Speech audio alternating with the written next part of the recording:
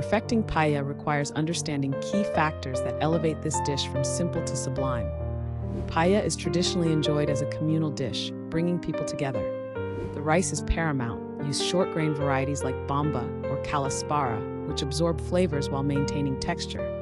For bomba rice, use a 2.51 liquid-to-rice ratio, as it absorbs more liquid. The sofrito, a mixture of sautéed onions, garlic, and tomatoes, forms the flavor base. Cook it in high-quality Spanish olive oil over medium heat until aromatic. For authentic flavor, ensure your stock is homemade, using seafood bones for seafood paella or chicken bones for mixed or meat-based paella, simmered with herbs. The liquid-to-rice ratio is typically 2:1 or slightly more for bomba rice, but this may vary depending on the rice. Paella originated in Valencia, Spain, and has evolved into various regional styles. Temperature control is essential.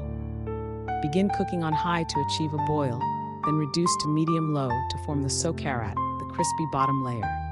Cooking time varies, but aim for 18 to 20 minutes for the rice. Avoid stirring once the rice is added to prevent releasing starch and ensure the grains remain separate. Let it rest for 5 minutes before serving to allow the flavors to meld. By following these steps, your paella will taste authentically Spanish and impress your guests. Paella is traditionally served directly from the pan at the table, allowing guests to serve themselves. Pair with tapas and iced green tea.